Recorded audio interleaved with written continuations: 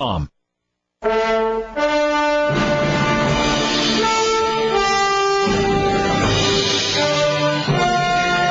we turn to Yahowah's testimony, I do have some news to report.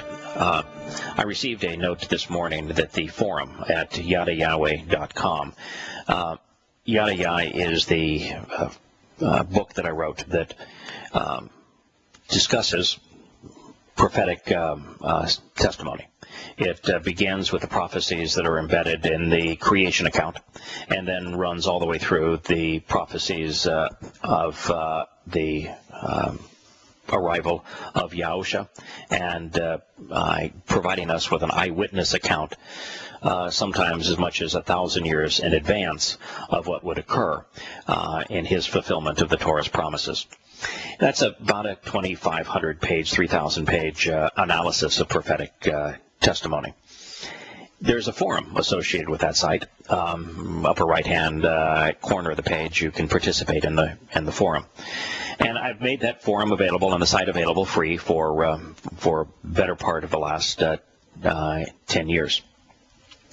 There's also a number of other websites for books that I have written that I also make available free.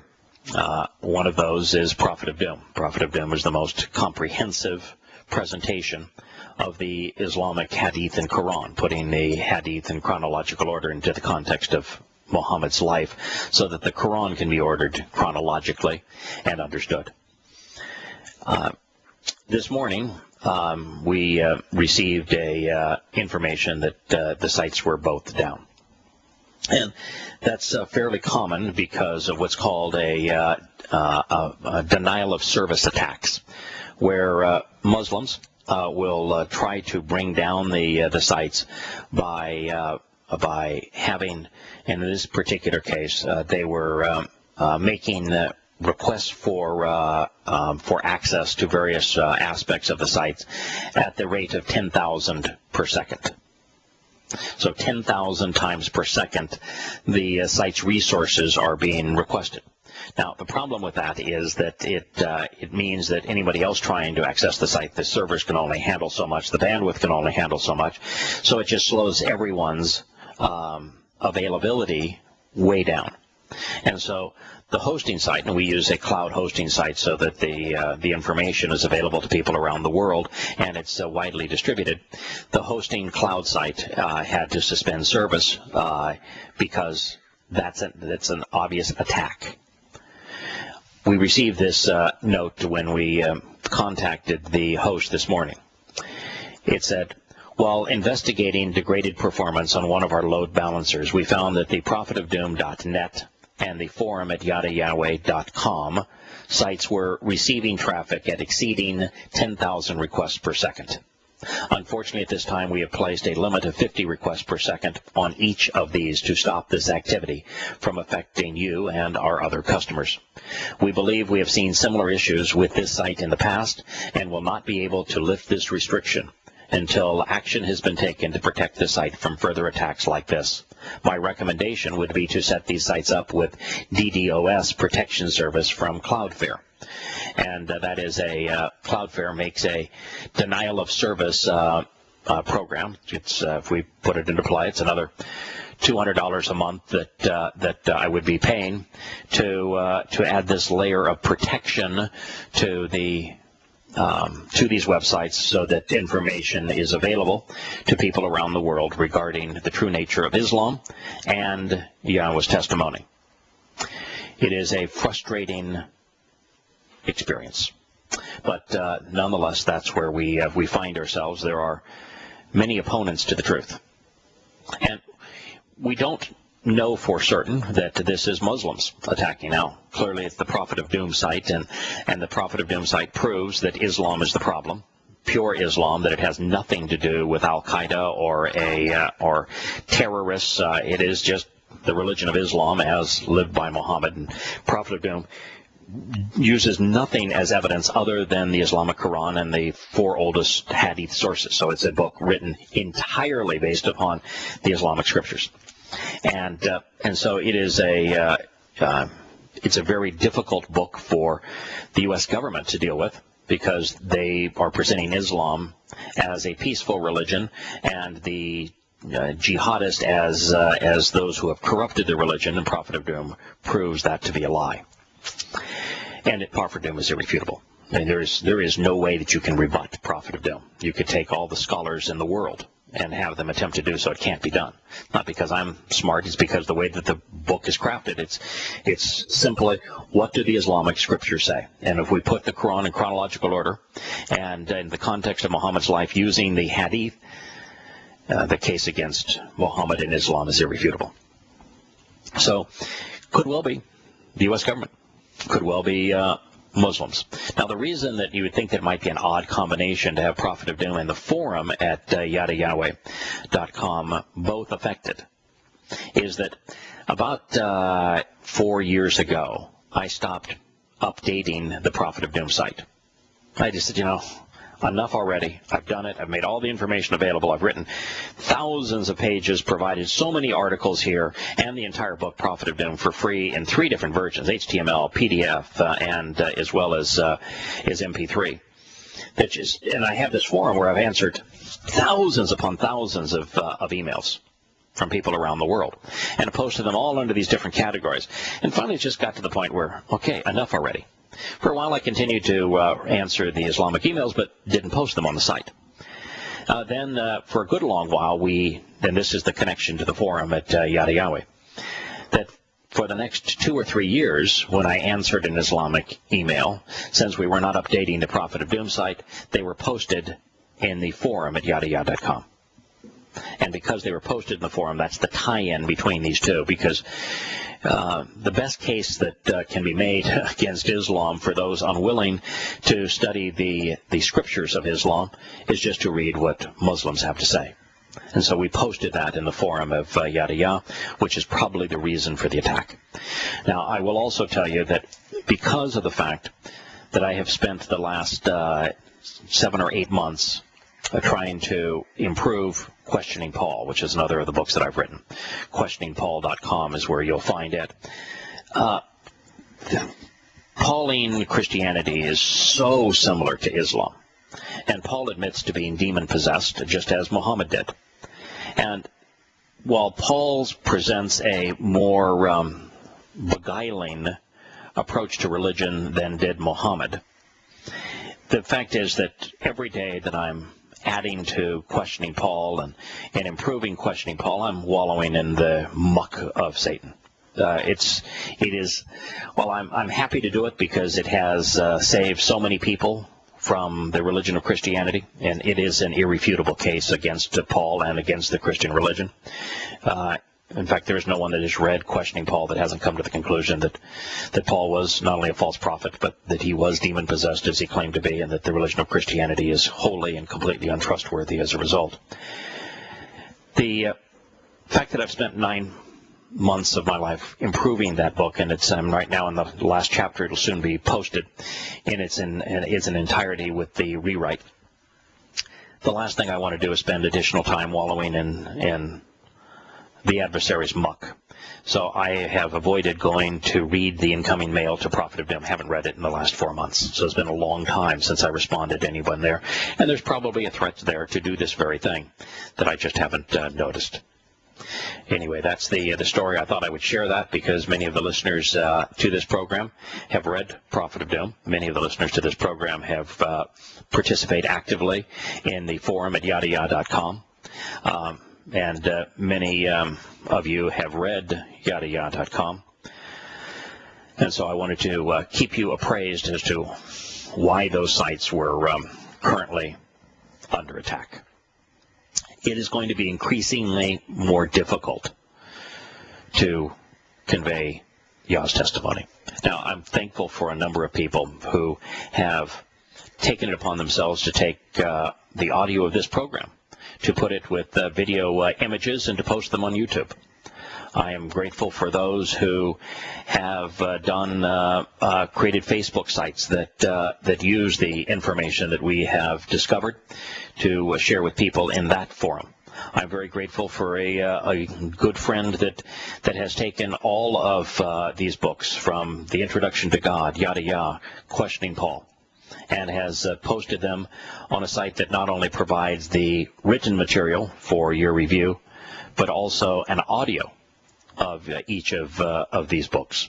So there are many other places where the information can be found. There's a site that takes the entirety of Prophet of Doom and presents it with a video backdrop.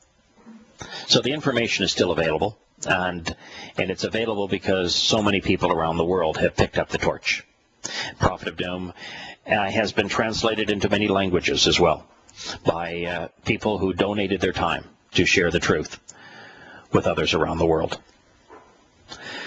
Speaking of truth, this is the statement that Yahowah made regarding the reaffirmation of his covenant. It is a statement that is wholly destructive to Christianity. It is a statement that the preceding verse is credited with being the basis for Christianity, which is where Yahowah said that he is going to create a reaffirmation of his covenant that won't be exactly like the one that he established with Abraham, with Yishak, and with Jacob. And that's as far as Christians will read. They'll take that statement out of context. They won't read the previous statement where God said that this reaffirmation of my covenant is going to be with Yisrael and with Yehudim as opposed to the Gentile church.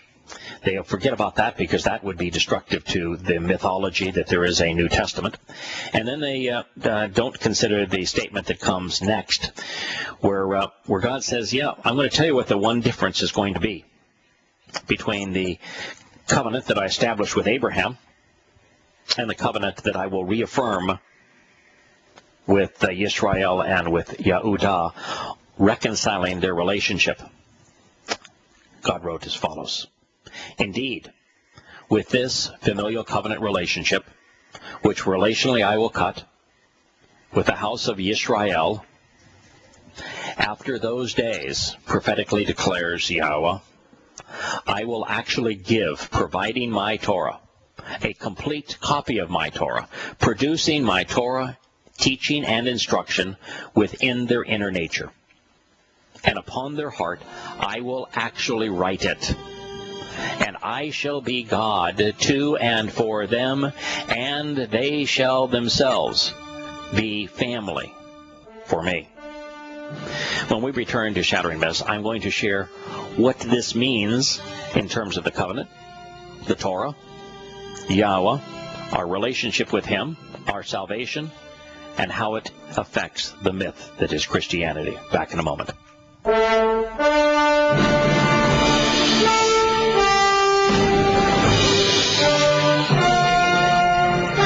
Welcome back to Shattering Myths. We're considering Yahowah's testimony. This is in Yirmiyahu, corrupted to Jeremiah 31. It's the basis of Christendom in terms of when God's statements are mistranslated and taken out of their context. It seems to give justification for the Christian New Testament. It's the only place where there's any justification for the Christian New Testament. But to do this, of course, you have to remove one comment from those that precede it and those that follow it, and then you have to misrepresent the words that are actually used. What God said here is that the difference between the existing covenant and His affirmation of the covenant is that with the existing covenant, you have to choose to study the Torah. To observe the Torah, it's a choice. You've got to go find a copy. Got to go translate it. If you don't, in fact, you even have to translate it if your native tongue is Hebrew, because modern Hebrew is so influenced by the Masoretes that you really need to get to the original characters and determine what those characters convey. And so even if you were fluent in Hebrew, you still got to translate it so that it's in whatever language that you are thinking in. And so right now it's a document that we can choose to study, which is God's advice. We can choose to ignore, which is the choice most make. We can choose to reject, which was Paul's recommendation throughout Galatians and Romans and other of his letters. So you can reject it, you can ignore it, or you can choose to study it. Now, very few people choose to study it. Christians spend all their time in their New Testament and in particularly the Pauline letters.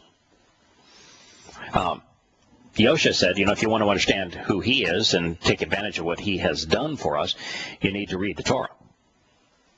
When he gave his first public address, the largest public address and the longest public address of his entire ministry, he began by telling us that the Torah was the doorway to life, and that there is no aspect of the Torah, not even a portion of any one of the letters, not even the smallest letter of any word of the Torah, is going to be cast aside, annulled, changed, until everything that the Torah says is fulfilled, and until while the heavens and earth exist.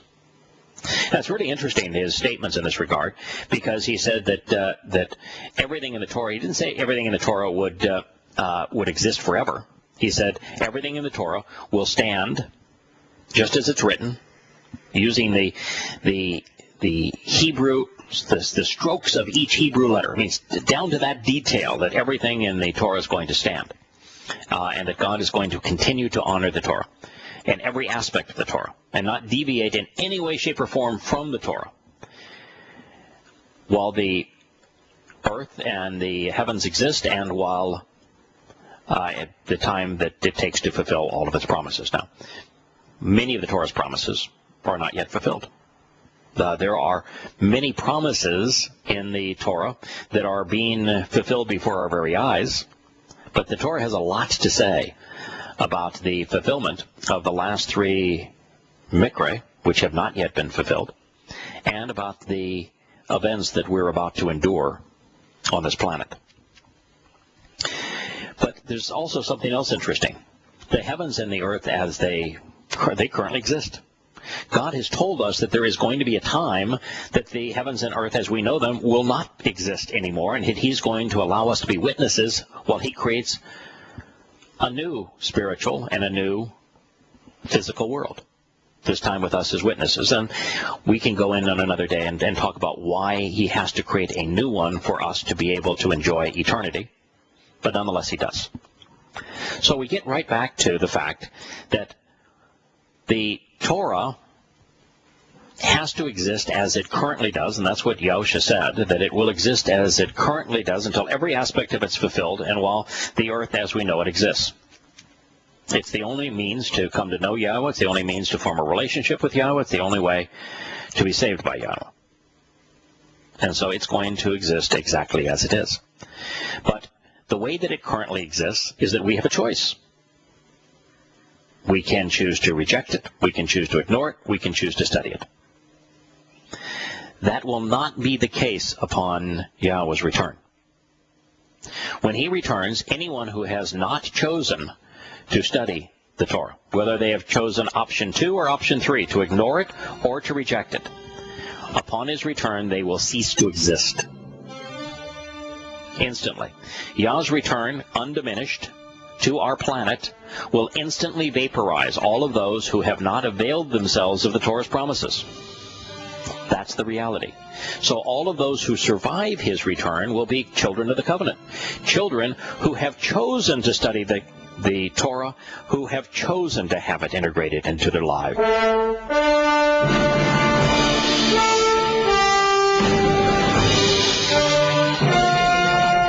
Welcome back to Shattering Myths. Just think about how utterly foolish you would have to believe that God authorized Paul to annul everything that he had said, to say that his Torah couldn't save anyone, that his Torah enslaved, that his Torah was a really mean-spirited, outdated solution that was utterly inept, only to have God say that when I return, I'm going to make a perfect and complete copy of my Torah available not only to my children in terms of now having a perfect copy, but I'm going to literally place it inside of them, make it part of the fabric of their lives, writing it on their hearts.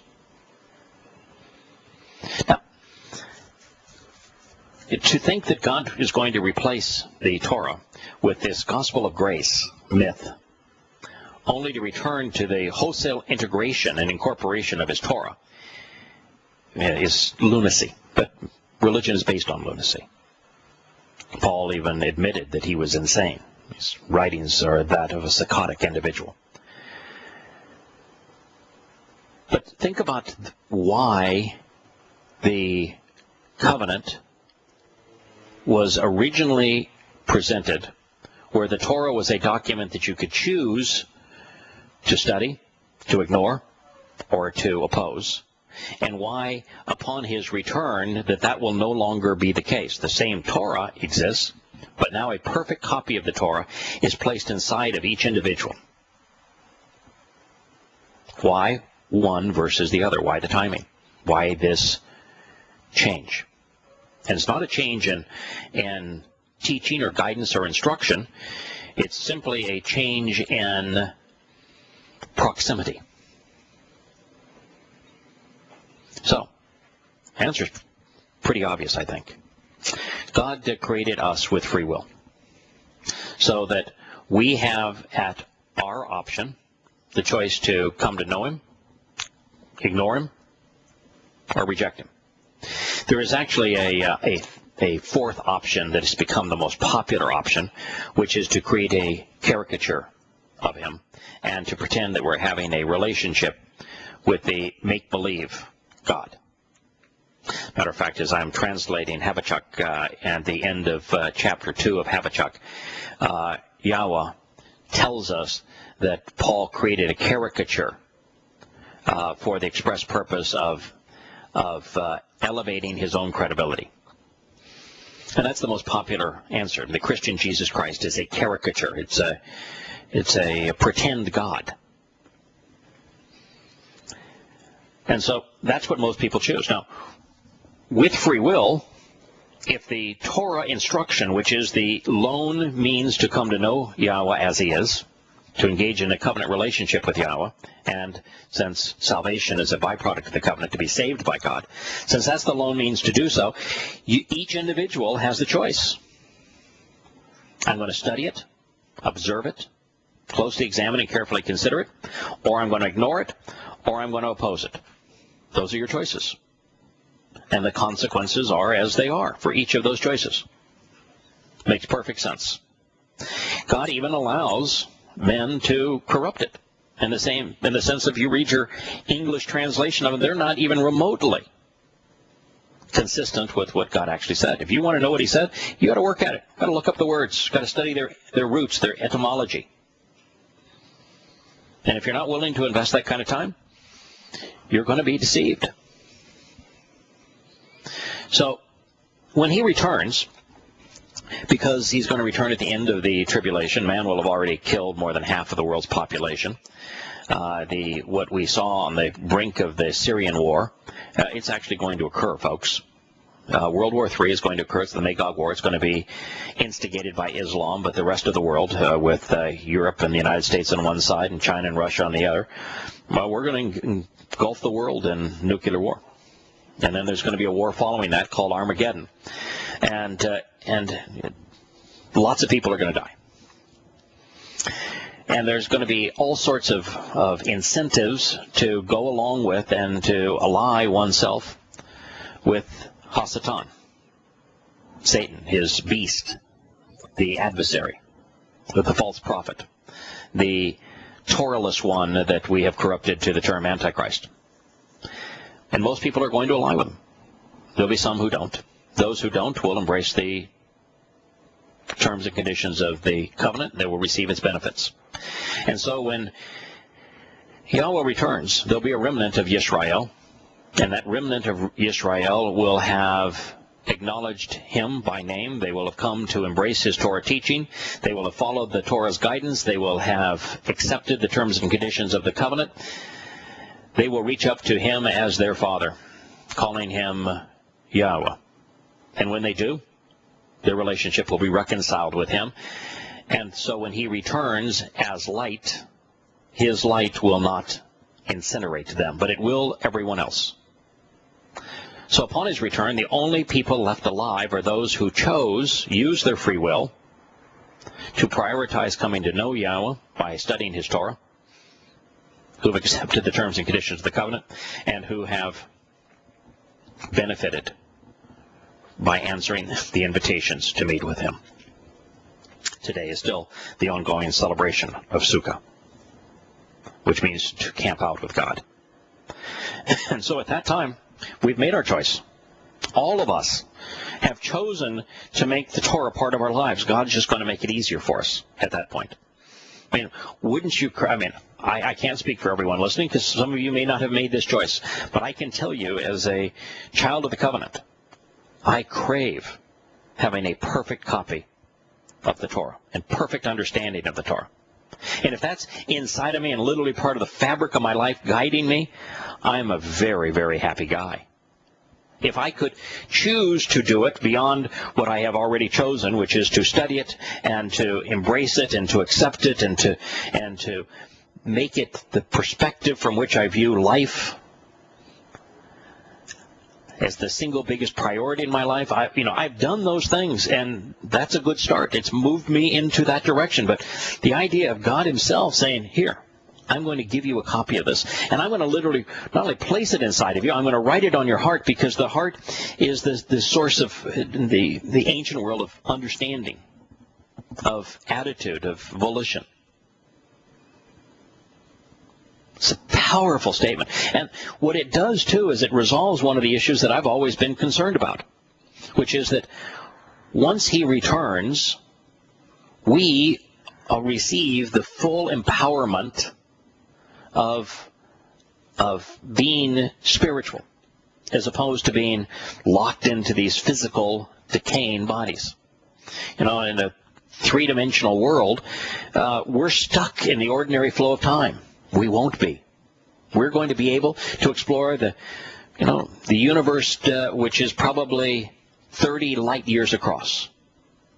Go from one side to another, look at every aspect of it, even be able to diminish ourselves to the point we can look at the molecular structure upon which it's composed, and then go out to the largest galaxies and witness them and other planets. And it's going to be a grand trip of exploration. But I want to tell you, I don't trust myself to go off and do all of that without doing something stupid.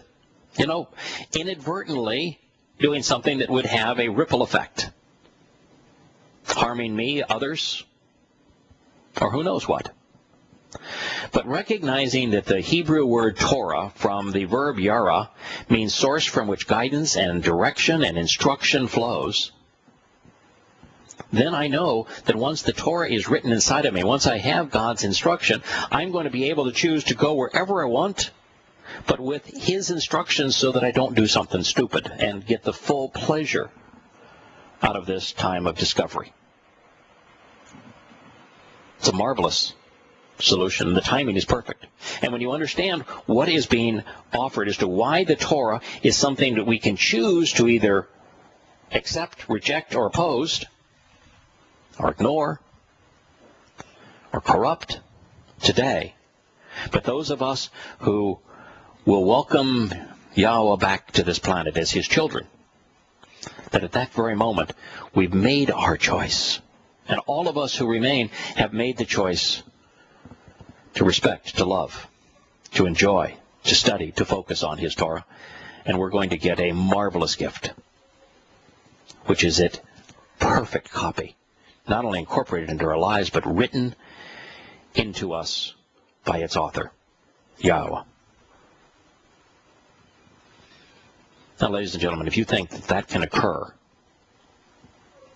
in the construct of Christianity and its gospel of grace, which is wholly opposed to Yahowah's Torah, you're dreaming. Let go of your religion. Embrace the Torah. Come to know Yahowah. Look past the caricature that has become the Christian Jesus Christ. See Yahowah as he really is. Come to know him. He is a righteous dude. Approachable, loving, humble.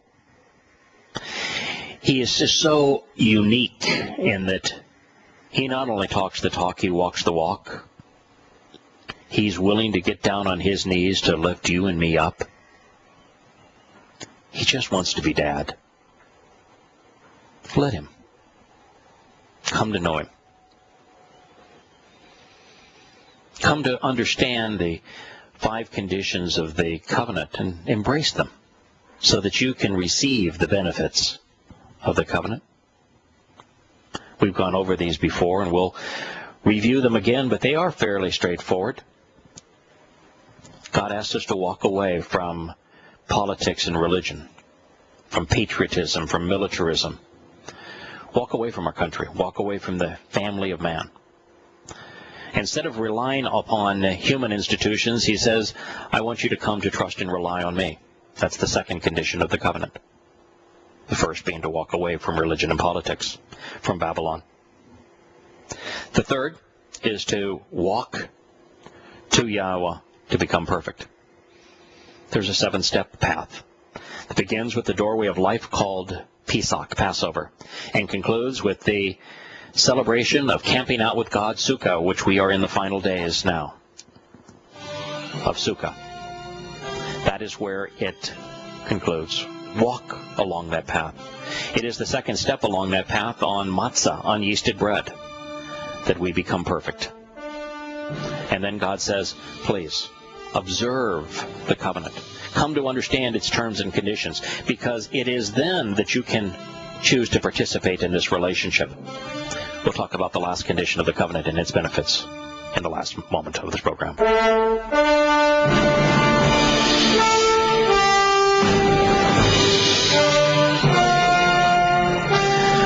Welcome back to Shattering Myths. I'm going to quickly go through the final condition of the covenant for our participation and then review its benefits. And then we have Mark calling in from New York. The fifth of 5 conditions to participate in the covenant is that we as parents are asked to circumcise our sons.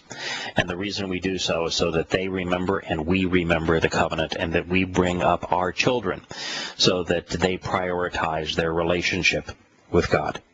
The 5 benefits of the covenant are fulfilled in the first 4 Moed Mikre. They are eternal life, perfection, which is achieved through matzah, unyeasting bread. The next is Bakurim, which is firstborn children. We're adopted into our Heavenly Father's family. And then on Shavuot, the promise of 7, we are enriched with his teaching and empowered by his Spirit. Those are the 5 benefits of the covenant. If those are appealing to you, then I would encourage you to accept its conditions. That being said, we have a first-time caller, I believe, Mark, who is calling in from New York. Welcome to Shattering Myths. Mark, how can we help? Actually, second time, buddy. Okay, well, thank you then. Thank you for calling back. Excuse me for not recognizing your name from New York. No. Actually, earlier you bring up the word grateful to the people and the listeners, what they're doing. Well, I'm grateful to you for a few things as well. And one is to release that yoke that I had around my neck with the religious thing. Yeah. And when you mentioned the Garden of Eden, I'm concentrating on that. My life has been simplicity. Yes. It's a floodgate of knowledge that came in. Yep. And I'm grateful for you to point out on my uncompassed roadmap that, hey, look at that Garden of Eden there. And I'm 54. Mm-hmm. My heart's gone. I got about 18% left. But since I've been following the garden my entire life financially, it's an unload. It's an unload and a floodgate of empathy, love. Yes. I've been working on that for a long time, and then I said I'm working on something that was a waste of my time. Yeah, the truth is, Mark, and you're right, that Yah's presentation of the conditions and the statements he makes relative to the Garden of Eden are so incredibly simple that all God wants to do is have a relationship with us. He wants to spend time with us. He wants for us to enjoy his company. He wants to enjoy our company. And just as a father would do for his children, he wants to teach us. He wants to lift us up. He wants to help us grow. And so if you view Yahowah as the father of the children of the garden, Adam and Chawah, and if you view us as nothing more or less than his children, and that is your perspective of a God who wants nothing more from us than for us to come to know him, to want to spend time with him, to want to be part of his family, then it's that simple. It really is. And the entirety of the Torah and prophets simply exist to explain and enable that. Thank you so much. Well, I want to make that point clear is that one of the reasons I do that I do this program under the alias yada, which is the Hebrew word to know in a relational sense, is that if I can be wholly transparent, and that what we're looking at is, what did God say? Let's analyze and let's closely examine and carefully consider what he said, like we just did with this stunning statement in the midst of his prophet Yirmiyahu, Jeremiah in 31:33, where God concludes it by saying, when I write the Torah inside of each of us who survive to his return, he says, and I shall be God to and for them, and they themselves shall be for me as family. God has brought it all back together, and it's Yahowah who has provided this teaching. It's Yahowah who has provided this opportunity, and so my hope is that I am nothing more than a transparent implement that and you are, helps because share. Your picture's not even online. I try to look at you, and No. that's very smart. I love that idea. I love that idea. Thank you so much. I'll talk to you tomorrow.